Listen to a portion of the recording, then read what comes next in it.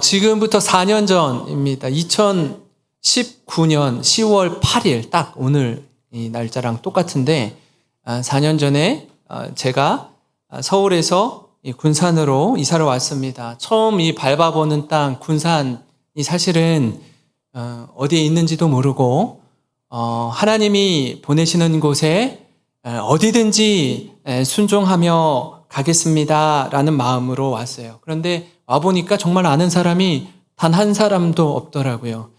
당시에 유행했던 말이 있었습니다. 이렇게 제주도 한 달 살이, 제주도 1년 살기, 이런 말들이 유행했었는데, 처음에 딱 아내랑 자녀들이랑 오니까, 이 군산에서 한두 달 있다가 여행 온 것처럼 잠시 머물다가 가는 것 같은 그런 느낌이 들었어요. 당시에 그 딸이 중학교 2학년, 아들이 초등학교 5학년이었는데요. 이 두 녀석이 처음 이사 와서 학교에 첫 등교를 한 이후에 집으로 돌아오는데 두 녀석 다 약속이라도 한 것처럼 집 문을 열고 들어오면서 펑펑 울면서 들어오는 거예요. 그 모습을 보니까 가슴이 철렁 내려앉더라고요. 뭔가 힘든 일이 있나 보다. 이 부모로서 마음이 참 아팠습니다. 그럼에도 불구하고 처음 시작은 그렇게 참 어렵게 시작을 했는데, 요즘에 딸아이가 저한테 이런 말을 하는 거예요. 아빠, 군산에 내려온 게 저에게 있어서는 너무나 큰 축복입니다 라고 얘기하더라고요. 왜? 뭐 때문에? 그랬더니 이곳에 와서 좋은 선생님을 만나고 좋은 친구들을 만난 게 제 인생에 너무나 중요한 이 청소년 시기를 보내고 있다라고 말을 하는 거예요. 제가 얼마나 감사했는지 모릅니다. 그렇게 이 영생교회 담임 목사로 부임한 후에 여러분 좋은 성도님들을 만나고 또 이렇게 하나님 앞에 기쁨으로 예배드릴 수 있다는 것이 저나 제 아내에게 있어서도 하나님 앞에서 얼마나 큰 감사요 또 감격인지 모릅니다. 그러면서 늘 가슴 한켠에 가지고 있는 고민과 생각 중에 하나는 뭐냐면, 하나님, 교회가 뭘까요? 교회란 무엇입니까? 라는 질문을 하나님 앞에서 계속 되묻고 또 그 답을 듣는 시간을 제가 갖고 있습니다. 왜냐하면 이 교회론이 바르게 정립될 때에 하나님을 예배하는 예배자로 저와 여러분이 바르게 설 수 있기 때문입니다. 그래서 아마 이 말씀을 계속 여러분과 나누면서 제가 교회에 대한 이야기를 여러 차례 말씀을 통해서 함께 나누고 있다라는 사실을 아실 겁니다. 이처럼 이 교회에 대해 묵상할 때 가장 먼저 떠오른 성경이 사도행전이었어요. 왜냐하면 사도행전이 교회를, 이 땅에 처음 세워진 교회가 어떻게 세워지게 되고 어떻게 부흥과 성장을 경험하게 되는지 아주 구체적으로 말씀하고 있기 때문입니다. 그래서 오늘 이 시간에는 그 서론으로 이 사도행전 1장 말씀을 함께 나누고자 하는데요. 사도행전은 누가 기록했을까요? 사도행전은 누가 기록했을까요? 네, 이 질문에 답이 있습니다. 당시 의사였던 누가가 기록했습니다. 누가가 누가복음과 사도행전을 기록했는데요. 데오빌로 가카에게 쓴 두 편의 서신입니다. 그래서 이 누가복음을 쓰고 두 번째로 이 사도행전을 기록하면서 이렇게 말하고 있어요. 예수님의 행하심과 그분의 가르치심, 그리고 예수님이 십자가에 죽으시고 부활하시고 승천한 내용을 누가복음 마지막 부분에 이렇게 기록하고 있습니다. 그리고 두 번째 편지를 쓰는 이 사도행전에서 다시 한번 누가복음 말미에 있는 내용을 사도행전 서두에 다시 한번 언급하고 말씀을 이어가고 있는데, 마치 이런 것과 같습니다. 여러분 드라마를 즐겨 보시는 분들은 이게 왜 계속 이 연속극이라고 하잖아요. 연속극. 연속해서 계속 이렇게 볼 수밖에 없냐 하면, 처음에 1화가 딱 시작이 되고 1화의 마지막 부분에 짠 하고 끝내면서 이화를 예고하는 한 30초, 1분도 안 되는 이화가 이렇게 진행될 거라는 예고편을 딱 보여줘요. 그죠? 이 몇 월 며칠 몇 시에 이거 꼭 봐야겠구나 하고 딱 마음을 사로잡습니다. 그것처럼 그래서 2화가 딱 시작될 때 어떻게 하죠? 1화의 마지막 부분을 한번 간단하게 정리해주고 2화로 싹 들어가요. 이 누가복음과 사도행전도 이런 드라마와 연속극처럼 이 누가가 데오빌로 각하에게 그렇게 편지하고 있습니다. 이 누가가 누가복음과 사도행전을 연결하면서 다루는 핵심 내용이 무엇일까요? 당시 위기의 시대 가운데 있었고 로마의 압제 가운데 있었습니다. 그때 예수님이 이 땅에 오셔서 그 복음이 어떻게 새로운 시대를 열게 하는지 보여주고 있습니다. 우리가 이 역사 히스토리를 이야기할 때 BC와 AD로 나눕니다. 그죠? 지금은 AD 2023년도입니다. 무엇을 중심으로 역사를 나눕니까? 예수 그리스도의 탄생을 중심으로 나눕니다. BC는 Before Christ, 예수님 오시기 전 몇 년 전, 예수님 오신 후 몇 년 후.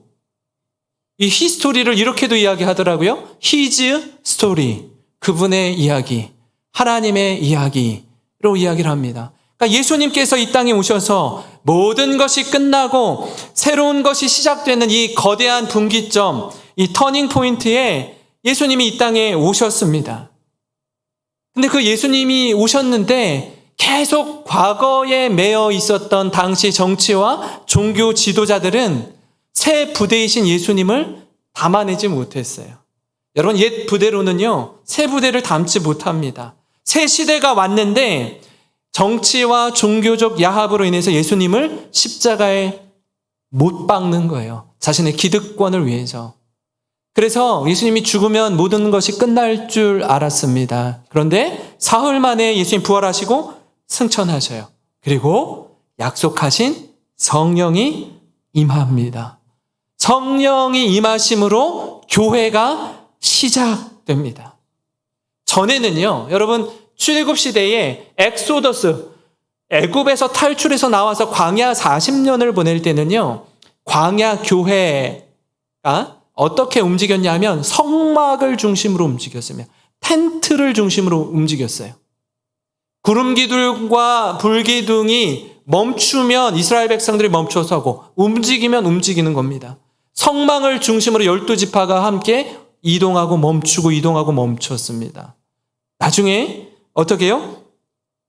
예루살렘에 성전을 세우고 성전을 중심으로 이스라엘이 모였습니다.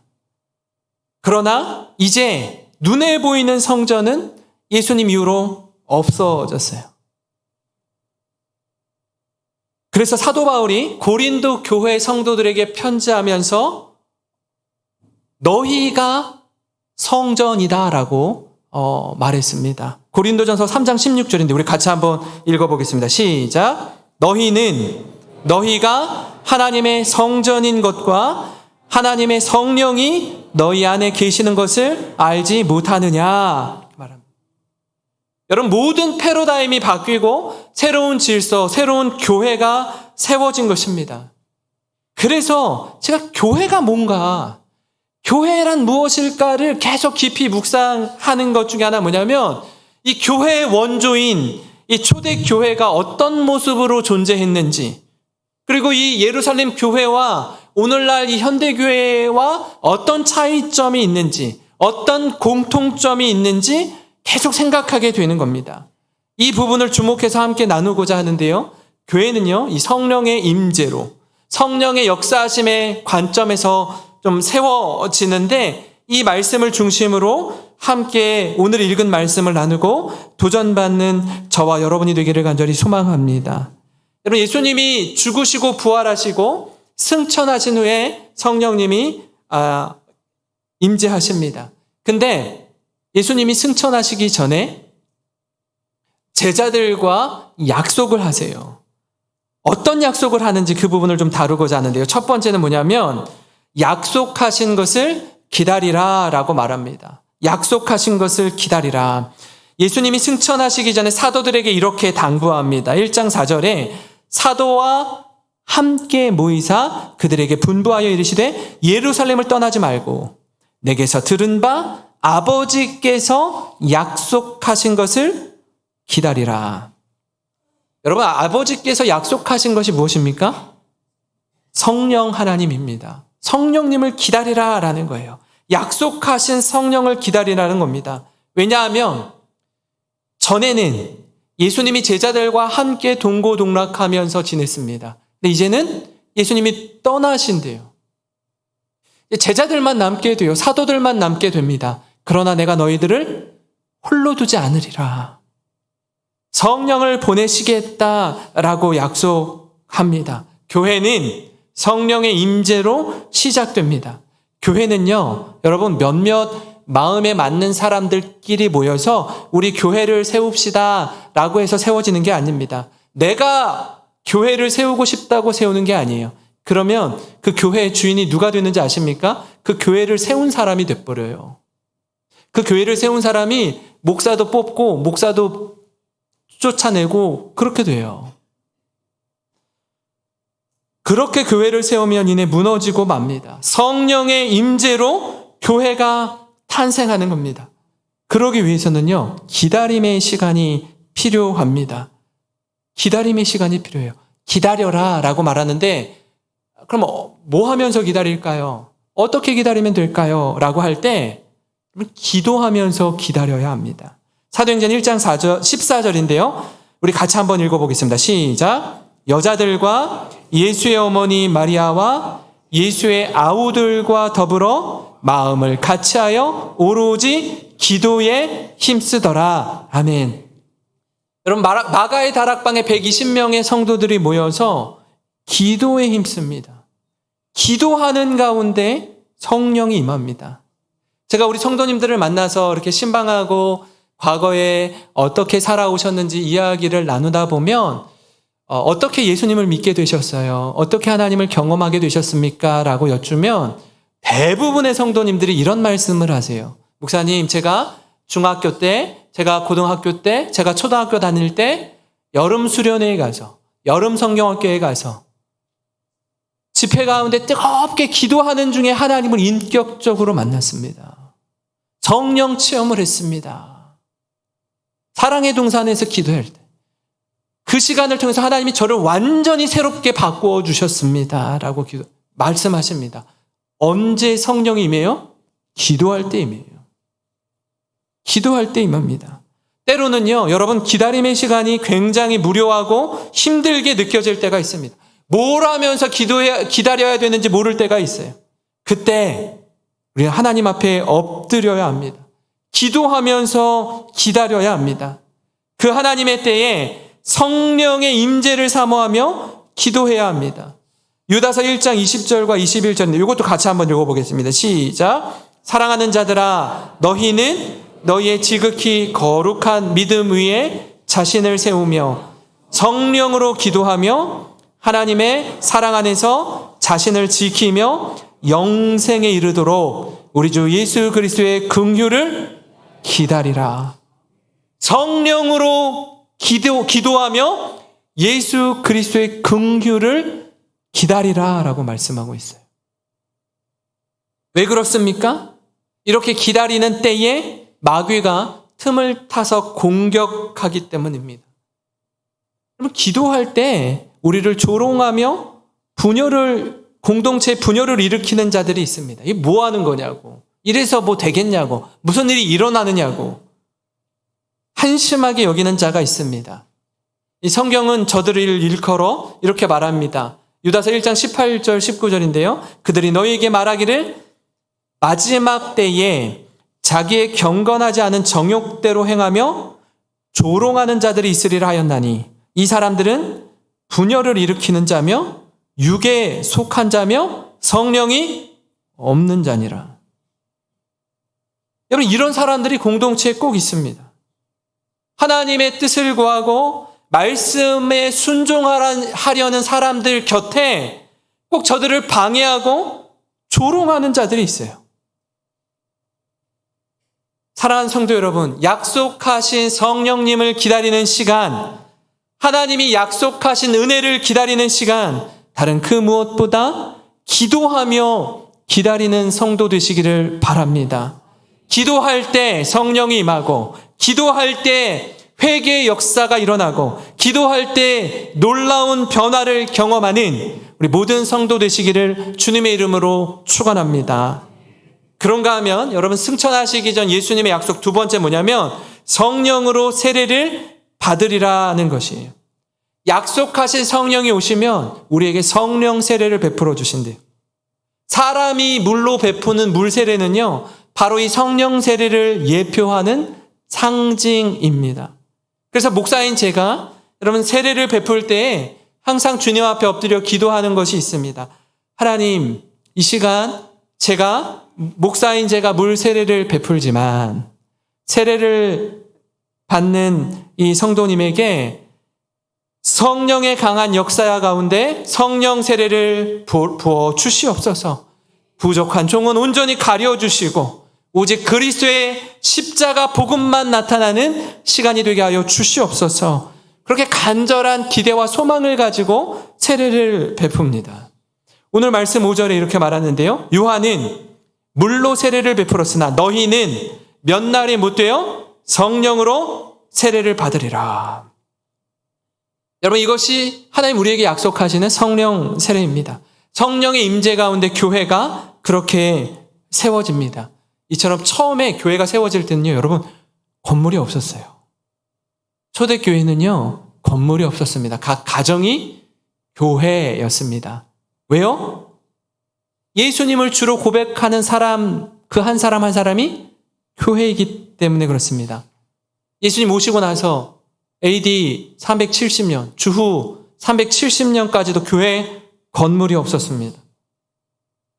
예수님을 믿는 가정에서 예배를 드렸어요. 이 부분이 참 중요합니다. 예수를 주로 고백하는 한 사람 한 사람이 교회라는 거예요. 이게 분명해야 합니다. 그렇지 않으면 우리는 늘상 교회를 생각할 때 건물에 갇히기 때문입니다. 제가 우리 손장님들에게, 여러분들에게 다락방을, 각 가정을 서로 순회하면서 모여주시면 좋겠습니다라고 권면하는 이유 중에 하나도 여기 있습니다. 우리가 주일에 주로 모여서 다락방을 하다 보니까 몇몇 분들은 목사님 다락방에 모이고 싶은데 공간이 없어서 모이지 못하고 있습니다. 공간을 좀 주십시오. 이렇게 부족합니다라고 말씀하시는 분들이 있습니다. 그래서 몇 달 전에 바로 옆에 여기 문 열고 나가면 컨테이너를 하나 더 샀어요. 컨테이너 여기 위에 지금 3개 있습니다. 또 부족하면은 또 컨테이너 또 주차장에서 하고 막 이렇게 해야 됩니까?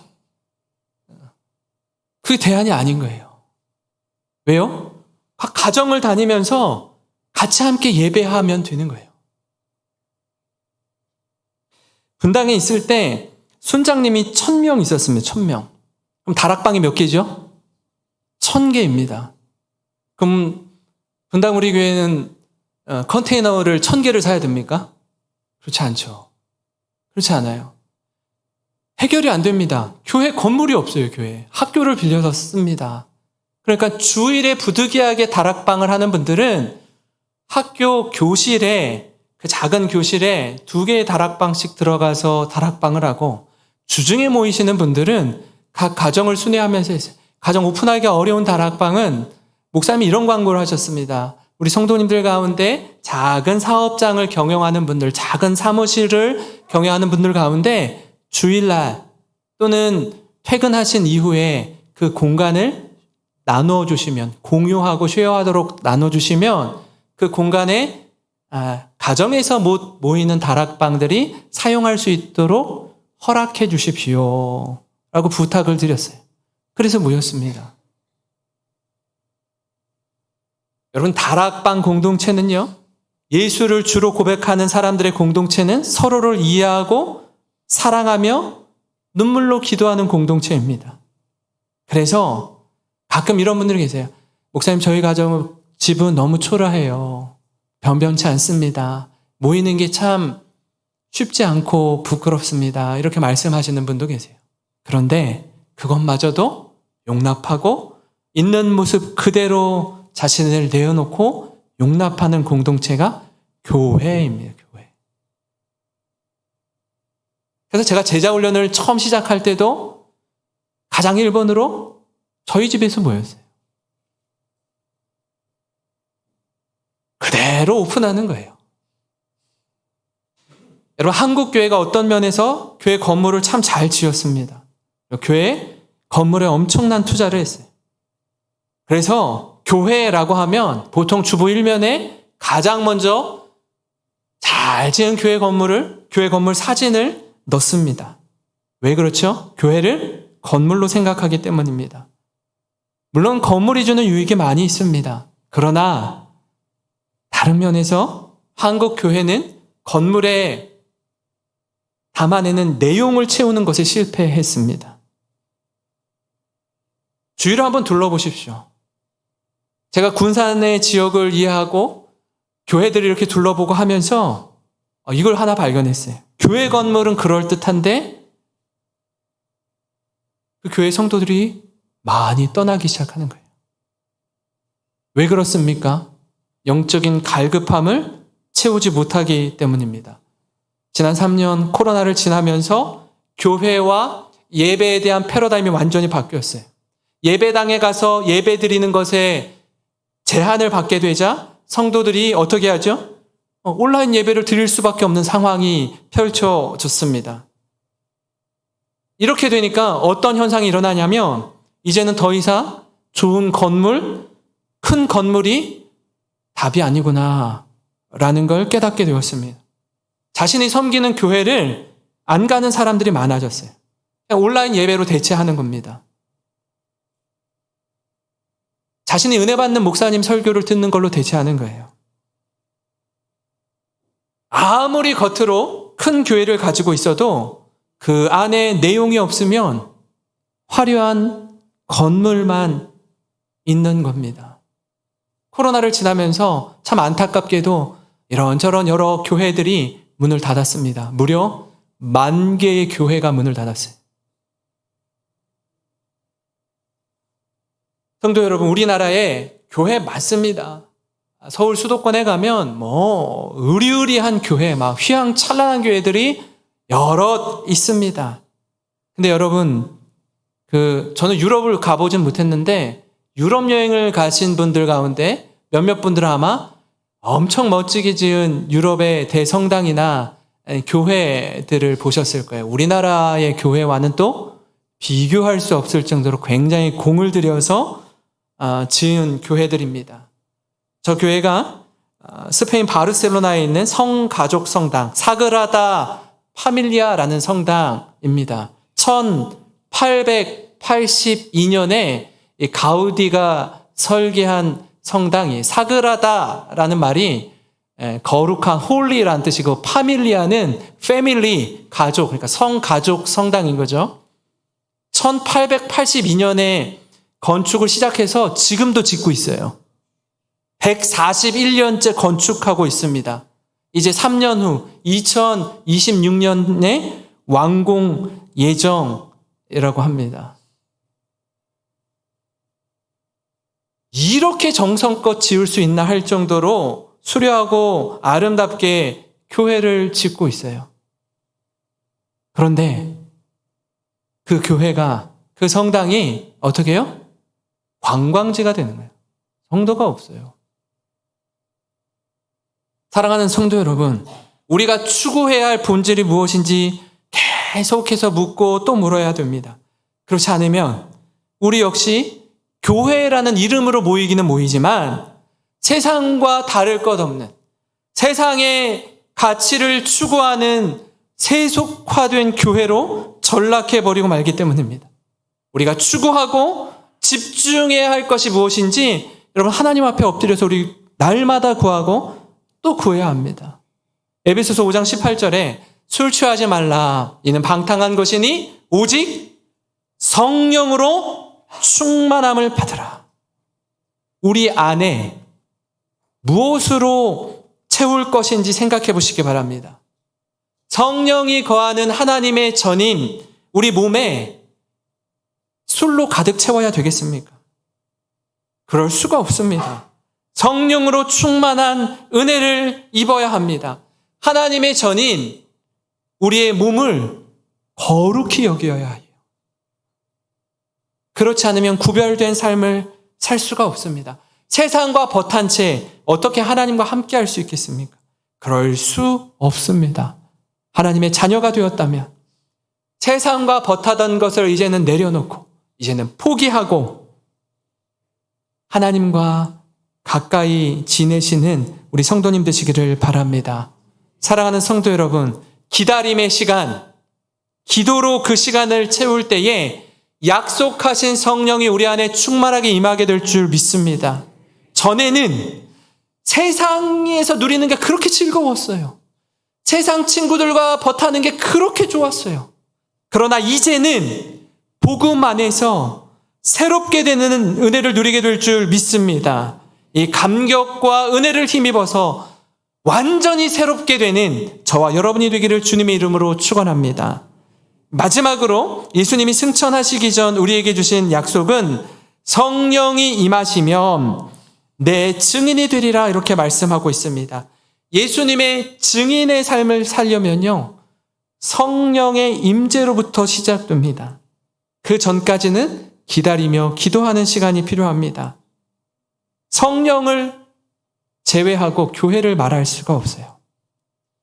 사도행전 1장 8절 우리 잘 알고 암송하는 말씀이기도 한데요. 우리 다 같이 한번 읽어보겠습니다. 시작. 오직 성령이 너희에게 임하시면 너희가 권능을 받고 예루살렘과 온 유대와 사마리아와 땅끝까지 이르러 내 증인이 되리라 하시니라. 아멘. 여러분, 이게 가장 중요합니다. 예수님의 증인이 모인 공동체가 교회입니다. 교회는 사업이 아니에요. 비즈니스가 아닙니다. 제가 교회란 무엇인가 계속 생각할 때 사도행전의 초대교회와 연결시켜야 합니다. 본질을 추구하지 않으면 실패할 수밖에 없기 때문입니다. 외형으로 커지는 부분을 성공으로 보고 교회를 크게 만들면 이제부터는 그 큰 교회를 가득 채워야 돼요. 목회자가 성도를 헌금과 숫자로 대합니다. 이 굉장히 위험해지는 거예요. 목회자가 성도를 영혼으로 대하지 않는 겁니다. 99마리 양을 들에 두고 한 마리 잃어버린 양을 찾아 나서는 목자의 심정을 가지고 사명을 감당해야 되는데 이게 얼마나 비효율적이고 비생산적인지 여러분 아시잖아요. 하나님이 목자에게 이렇게 살라고 가르쳐 주시는데 그렇게 살지 않는 목회자들이 많아지는 겁니다. 예수님의 증인은 하나님의 아버지의 마음으로 사명을 감당하는 자입니다. 다른 것에 마음 빼앗기지 않고 영혼을 사랑하고 영혼을 살리는 일에 몰입하는 거예요. 자신의 전부를 쏟아 붓습니다.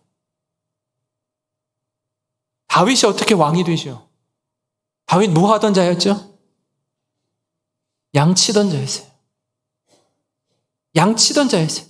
냄새나는 양과 함께 지내야 하는 목자였습니다.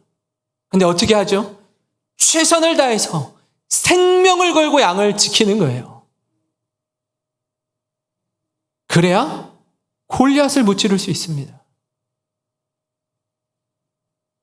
생명을 걸고 양을 지키던 물맷돌을 가지고 있었기 때문에 골리앗을 무찌를 수 있었던 거예요. 이 사실을 자꾸 놓쳐요. 다락방을 섬길 때에도, 교회를 섬길 때에도, 가정을 섬길 때에도, 사업을 경영할 때에도 뭐가 없어서 안 되고, 뭐가 없어서 안 되고, 뭐가 부족해서 이렇고, 내게 있는 그 자리에서 충성하지 않는데 더 큰 것 하나님이 우리에게 맡겨주시겠습니까? 조금만 틈을 주면 사단이 얼마나 우리의 마음을 뒤흔드는지 모릅니다. 그렇기에 목회자인 저 역시 계속해서 왜 교회란 무엇인가?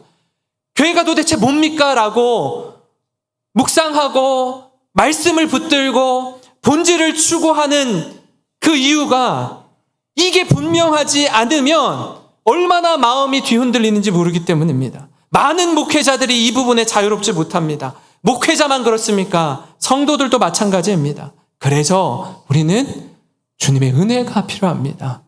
우리가 계속 10월 달에 찬양하는 것처럼 은혜는 만나 같아서 어제의 은혜로 오늘을 살 수 없고 오늘의 은혜로 내일을 살 수 없습니다. 매일매일 주시는 하나님의 은혜가 아니면 우리는 언제 어느 때 한 번에 고꾸라질지 몰라요. 목회자를 보시고 장로님을 보시고 직분자를 한번 보세요. 이분이 이전에 이런 분이 아니었는데 어느 한순간 변질되고 넘어지고 교회가 어려워지고 쓰러지고 하는 그 교회들 한번 보세요. 안 그랬다고요. 어떻게 해요? 시간이 지나면 지날수록 변질되는 겁니다. 사랑하는 성도 여러분, 우리는요 날마다 충만한 성령의 은혜와 도우심을 구해야 합니다. 이 은혜가 없이는 단 하루도 살 수가 없습니다. 사도행전은 제가 오늘 제목처럼 뭐라고 했죠? 성령행전이라고 했습니다. 성령 하나님께서 어떻게 교회를 세우시고 교회가 확장되어지고 전 유럽에 복음이 증거되어지는지 성령의 인도하심을 기록하고 있는 말씀이 이 사도행전입니다. 사도행전에서 성령을 빼버리면 얘기가 안 됩니다. 근데 누가 요즘에 이런 얘기를 하더라고요. 오늘날 교회는 성령을 빼고도 잘 돌아가는 교회다라고 이야기하는 거예요. 사랑하는 성도 여러분, 아무것 없어도 성령님 한 분이면 족한 줄 믿으시기 바랍니다. 모든 것을 움직이는 주체가 되게 하시는 분이 바로 성령님입니다. 성령 하나님께 우리의 모든 것을 위탁하며 섬기는 교회가 되기를 소망합니다. 교회도 마찬가지예요. 여러분 한 분 한 분이 영생교회 대표 성도님입니다. 근데 자꾸 교회를 생각할 때 교회 건물을 생각하거나 이 담임 목사를 생각하거나 성도님들의 대표로 있는 장로님을 생각하는 경우가 있어요. 그렇지 않다라는 거예요. 우리가 새생명 축제를 한 달 앞두고 있는데 누구를 보고 여러분 손잡고 교회 나옵니까? 여러분을 보고 나오는 거예요. 나의 말과 행실과 태도 하나하나를 보고 교회에 나오는 거예요. 왜요? 여러분이 교회이기 때문에. 교회의 사명, 교회의 본질이 무엇인지 바르게 알고 그 사명을 힘있게 감당하는 우리 영생교회 믿음의 공동체가 되기를 주님의 이름으로 축원합니다. 여러분 오늘 말씀을